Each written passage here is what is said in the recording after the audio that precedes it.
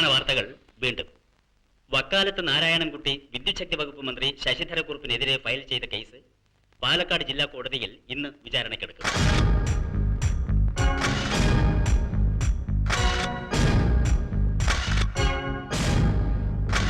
വക്കാലത്ത് നാരായണൻകുട്ടി പ്രതിക്കെതിരായ തെളിവുകളുമായി കോടതിയിൽ ഹാജരാകുമെന്ന് ഞങ്ങളുടെ പാലക്കാട് ബ്യൂറോ റിപ്പോർട്ട് ചെയ്തു. സംസ്ഥാന മന്ത്രിസഭയുടെ നിലനിൽപ്പിനെ തന്നെ നിർണ്ണയിക്കാൻ പോകുന്ന ഈ നിയമയുദ്ധത്തിന്റെ ഫലം ഭരണകക്ഷിയും പ്രതിപക്ഷവും ഒരുപോലെ ഉത്കണ്ഠയോടെ ഉറ്റുനോക്കുന്ന ഒന്നാണ്. മാനം രക്ഷിക്കാനുള്ള വല്ല വകുപ്പും കണ്ടുപിടിക്കണോ വക്കീലേ? ഒരു പോയിന്റ് ഉണ്ട്. കോടതി അന്യായത്തിനെ സംബന്ധിച്ച് നിയമപരമായി വിവരങ്ങൾ ശേഖരിച്ചത് 1 വർഷത്തിന് ശേഷമായതുകൊണ്ട് വകുപ്പ് 9 പ്രകാരം അത് നിൽക്കില്ല, കമഴ്ന്നടിച്ചു വീഴും, കേസ് ചളമാവും. വകുപ്പ് 10 ക്രിമിനൽ നടപടി നിയമം 202 പ്രാധാന്യമുണ്ട്. ആരാടോ ഈ നിയമങ്ങളൊക്കെ ഉണ്ടാക്കണത്? അവന്റെയൊക്കെ ഒടുക്കത്തെ വകുപ്പ് നിയമവും. വക്കീലെ, ഈ കേസിലെ പരമാവധി ശിക്ഷ വെറും 3 മാസത്തെ തടവാ. എനക്കതറിയാം. നമ്മൾ എത്ര പ്രാവശ്യം ജയിലിൽ കടന്നതാ? അറിയാം. അനക്കറിയാം, ഓരറിയത്തില്ല.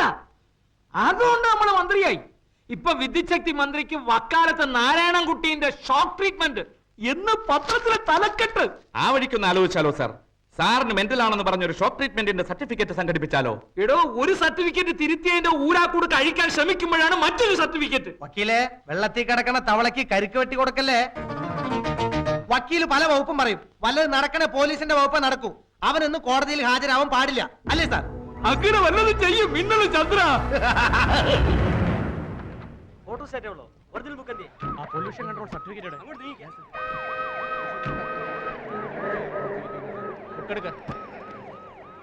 ഡിക്കി തുറക്കണോ?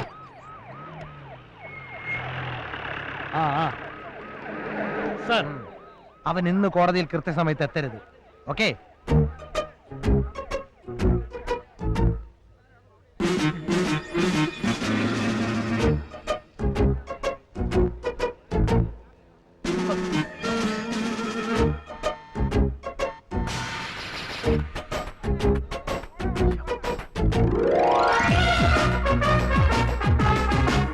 രാവിലെ കോടതി പോകാൻ വേണ്ടി ധൃതിയിൽ വീട്ടിൽ നിന്ന് ഇറങ്ങിയപ്പോഴാ വഴിയിലൊരു ബ്ലോക്ക്.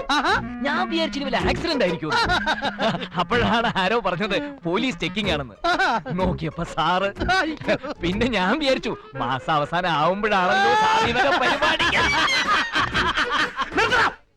ഡ്രൈവിംഗ് ലൈസൻസ്, വാഹന നികുതി അടച്ച രസീത്, ഇൻഷുറൻസ് പേപ്പർ, എവരിതിങ് ഓക്കെ. എത്രയും പെട്ടെന്ന് നോക്കി ഒഴിവാക്കി തന്ന വലിയ ഉപകാരം. 11 മണിക്ക് കോടതിയിൽ എത്താനുള്ള. ലൈസൻസ് എടുക്കടാ. ഓ, ലൈസൻസ് എടുക്കടാ. അതല്ലേ ഇപ്പൊ തന്നത്? എപ്പോ തന്നു? എന്തോ? ഓ, അങ്ങനെ. ഓ, ഇപ്പൊ ഇങ്ങനെയാ. സാറേ, ഇത് വക്കാലത്ത് നാരായണൻകുട്ടിയാ. അയാളോട് നിയമം പറഞ്ഞാലേ സാറിന് ഉത്തരം മുട്ടിപ്പോവും. ഇവൻ നിയമം പറഞ്ഞോണ്ടിരുന്നോട്ടാ. അതിന് ആക്ഷൻ എടുക്കാനുള്ള അധികാരം ഇരിക്കാ. ഇവനെ ജീപ്പിലേക്ക് എടുക്കടാ. ഇവനെ സ്കൂട്ടർ സ്റ്റേഷനിലേക്ക് എടുക്കടാ. സർക്കിൾ ഇൻസ്പെക്ടർ ചന്ദ്രൻ സാർ, ഒരു നാരായണൻകുട്ടിയുടെ വഴിമുടക്കുന്നതിന് എന്തിനാണ് ഇത്രയും പാവങ്ങളിട്ട് വട്ടം ചുറ്റിക്കുന്നത്? ഒരു പൊതുജന സേവകനായ സാറിപ്പോ ഫലത്തിൽ ഒരു പൊതുജന ശത്രുവായിട്ട് മാറിക്കൊണ്ടിരിക്കുക. പിന്നെ ഈ ജനങ്ങൾ എന്നോടൊപ്പം ഉള്ള കാലം വരെ എനിക്ക് വക്കാലത്ത് നാരായണൻകുട്ടിനെ വെറുതെ വിട്ടില്ലെങ്കിൽ എന്ത് ചെയ്യുന്നു?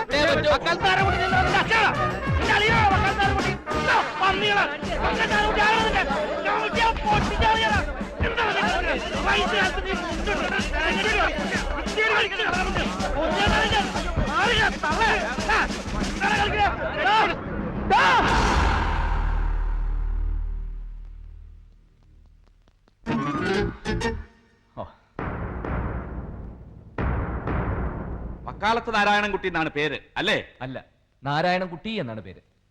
വിദ്യുച്ഛക്തി വകുപ്പ് മന്ത്രി ശശിധരക്കുറുപ്പ് മകൾ കാർത്തികയെ പ്രായപൂർത്തിയാകുന്നതിന് മുമ്പ് വിവാഹം കഴിച്ചു കൊടുത്തു എന്നാണല്ലോ നിങ്ങളുടെ ആരോപണം. അത് മാത്രമല്ല, ഞാൻ മന്ത്രിക്കെതിരെ കേസ് ഫയൽ ചെയ്തപ്പോൾ പ്രായപൂർത്തിയാകാത്ത മകളുടെ സ്കൂൾ സർട്ടിഫിക്കറ്റിലെ ജനനത്തീയതി തിരുത്തി ബഹുമാനപ്പെട്ട കോടതി മുമ്പാകെ ഹാജരാക്കി കള്ളത്തെളിവ് നൽകിയ വകയിൽ ഇന്ത്യൻ ശിക്ഷാ നിയമം വകുപ്പ് 191 പ്രകാരമുള്ള കുറ്റവും ചെയ്തിരിക്കുന്നു. ശൈശവ വിവാഹ നിരോധന നിയമം ലംഘിച്ചു എന്ന് വ്യക്തമായിട്ട് അറിയാവുന്ന ആളാണ് മന്ത്രി. പരമാവധി ശിക്ഷ 3 മാസം വെറും തടവും പിഴയും. പക്ഷേ കോടതി ശിക്ഷിക്കുമെന്ന് ഉറപ്പുള്ളത് കൊണ്ട് ശിക്ഷയിൽ നിന്നും രക്ഷപ്പെടുന്നതിന് വേണ്ടി കളവായ വിവരങ്ങൾ കോടതിക്ക് നൽകി എന്നുള്ളത് മറ്റൊരു കുറ്റം. IPC സെക്ഷൻ 201 പ്രകാരം കോടതിക്ക് പരമാവധി 7 വർഷം വരെ ശിക്ഷിക്കാം. ഇനിയിപ്പോ തിരുത്തിയ സർട്ടിഫിക്കറ്റ് ശരിയാണെന്ന് തന്നെ ഇരിക്കട്ടെ. മകൾ കാർത്തികയ്ക്ക് 18 വയസ്സായെങ്കിൽ മന്ത്രി ശശിധരക്കുറുപ്പിന്റെ ഭാര്യ മല്ലിക വിവാഹത്തിന് മുമ്പ് ഗർഭിണിയായിരുന്നു എന്ന് സമ്മതിക്കേണ്ടി വരും.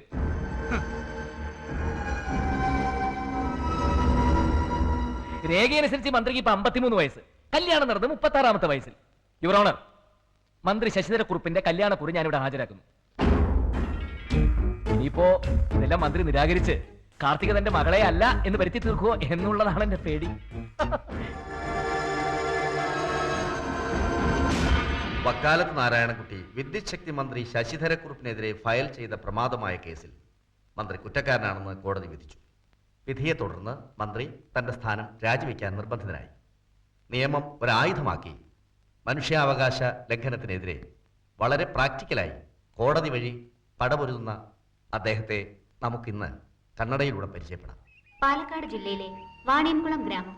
ഇവിടെയാണ് നാരായണൻകുട്ടി ജനിച്ചു വളർന്നത്. നാരായണൻകുട്ടിയുടെ അച്ഛൻ പത്മനാഭൻ. തുടങ്ങാം. ആ. അച്ഛനാ ചാണ്ടി വക്കീലിന്റെ ഗുമസ്തനാ.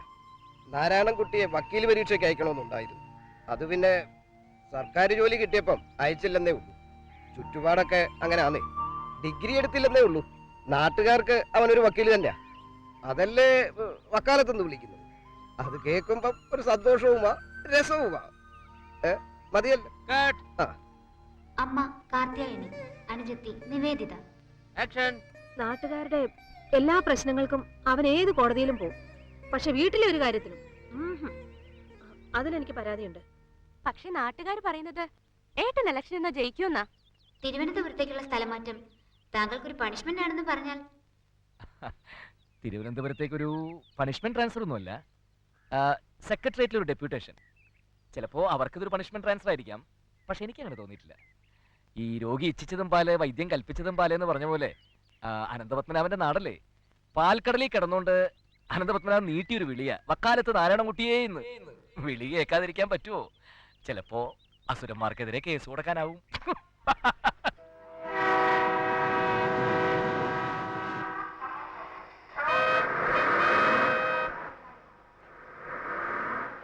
ഞാൻ അഡ്വക്കേറ്റ് മാത്യു.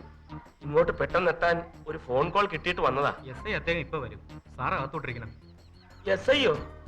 വേണ്ട, ഞാനിവിടെ നിന്നോളാം. അകത്തോട്ടിരിക്കണം സാർ. എന്നെ എന്തിനാ വിളിപ്പിച്ചത്? എനിക്ക് പെട്ടെന്ന് പോണം. വരണം സാർ.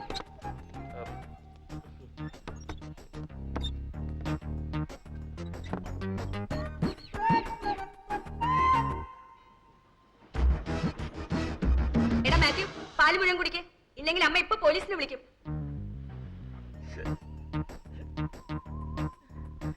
വായിന് വെല്ലെടുക്കണ. നാരായണൻകുട്ടി.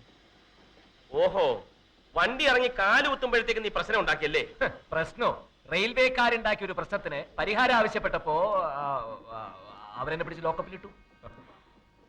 നീ എന്തെങ്കിലും ഒപ്പിക്കാതെ. ദാ നോക്ക്, വെറും കപ്പലണ്ടി മിഠായി.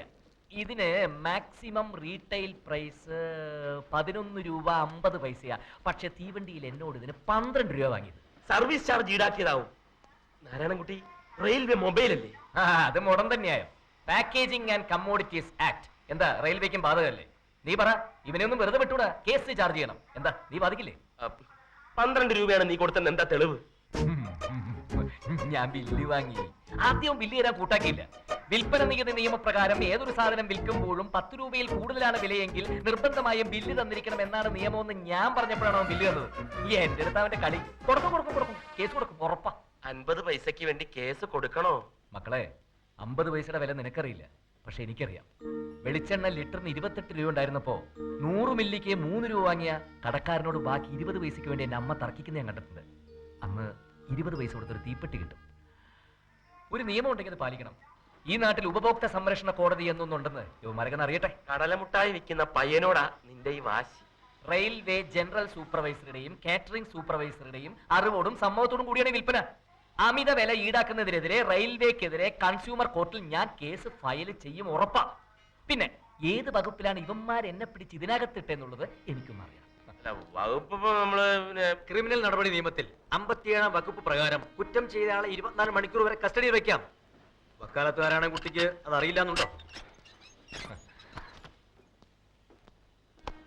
ഇരിക്കൂ. നീ ആ ജാമ്യത്തിലുള്ള അപേക്ഷ കൊടുക്ക. മാത്യു നേരുപറമ്പിൽ, എന്റെ അഡ്വക്കേറ്റ്. ആ ചാർജ് ഷീറ്റ്. വക്കാലത്ത് നാരായണൻകുട്ടിക്ക് ജാമ്യത്തിന്റെ ആവശ്യമില്ല. കസ്റ്റഡിയിൽ എടുക്കുന്ന സമയത്ത് ഞാൻ ഉണ്ടായിരുന്നെങ്കിൽ ഇങ്ങനൊരു സീനും ഉണ്ടാകുമായിരുന്നില്ല. സോറി. മനസ്സിലായില്ല. നിങ്ങൾക്ക് എന്നെ അറിയില്ലെങ്കിലും എനിക്കറിയാം.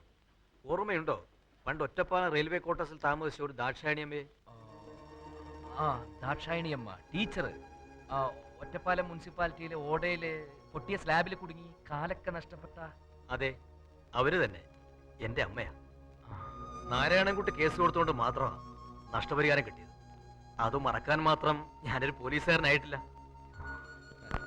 നാരായണൻകുട്ടിയുടെ സ്കൂട്ടർ ബ്രേക്ക് മാനിൽ നിന്ന് ഇറക്കി പ്ലാറ്റ്ഫോമിൽ വെച്ചിട്ടുണ്ട്. ഇതാക്കി. Thank you sir.